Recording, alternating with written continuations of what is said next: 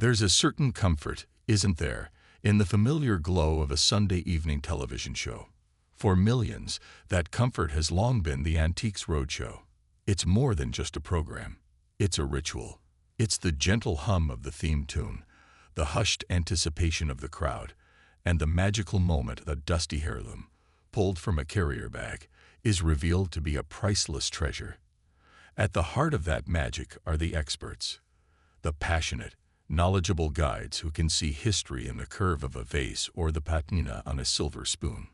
For over 2 decades, one of the most vibrant and beloved of those guides has been Andy McConnell. If you've watched the show, you know him instantly.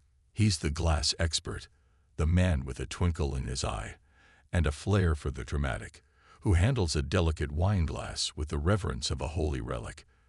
The BBC itself once described his style as a form of street theater, a perfect blend of encyclopedic knowledge and infectious humor. He wasn't just an appraiser.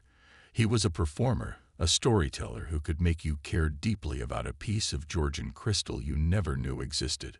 But what happens when the stage you've called home for 21 years starts to feel unfamiliar? What happens when the applause feels a little more distant and you start to feel like a ghost at your own feast? In a recent, startlingly candid talk, Andy McConnell pulled back the curtain on his experience, revealing a deep-seated worry and a personal heartbreak that speaks to a feeling many of us fear, the feeling of being left behind. Speaking to an audience in Somerset, the 72-year-old expert didn't hold back. He painted a picture of a world and a workplace that has changed so profoundly that he no longer recognizes his place within it. He feels, in his own words, that his days are numbered. It's not a dramatic firing or a scandalous exit he's describing, but something quieter and perhaps more painful, a slow, steady fading from the show that was once the pinnacle of his career. At his peak, Andy was a central star in the Antiques Roadshow universe, appearing in nearly every episode. He recalls a time when his unique, unfiltered style was the very thing that made him a fan favorite. My jokes weren't un-PC and unwoke because that did not exist, he lamented, recalling a time when his boisterous personality was celebrated. Today, he says, appearing in just a few episodes per series is considered a good haul. It's a gut punch for a man who has dedicated a significant portion of his life to the program. So, what changed? According to Andy, the shift has been seismic.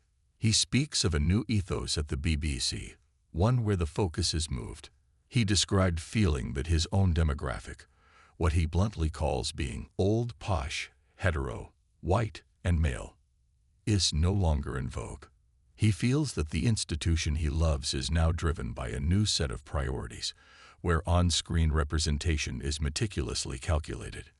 This feeling came to a head after he was reprimanded by his bosses.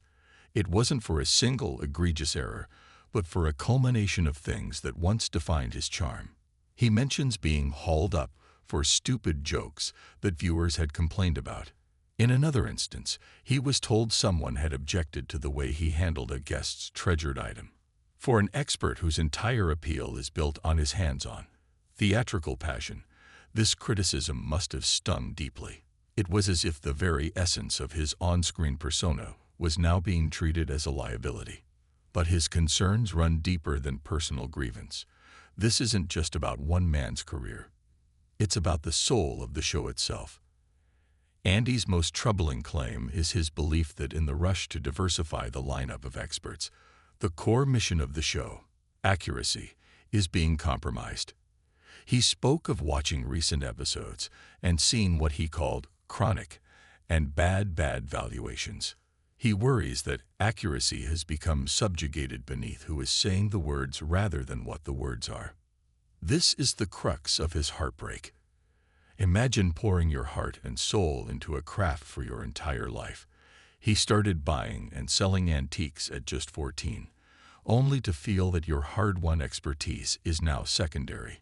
It's a fear that the very thing that gives the Antiques Roadshow its authority and its magic is being diluted. For the viewer, the show's appeal rests on the belief that these experts truly know their stuff. The thrill is in their genuine, scholarly excitement. Andy's fear is that this foundation is eroding, replaced by a focus on appearances over substance. His story is a profoundly human one. It's the story of someone who mastered the rules of the game, only to find the game has completely changed. The skills and personality traits that led to his success are now viewed through a different, more critical lens. The anchors that he says fall out of his mouth were once seen as charmingly unfiltered honesty. Now,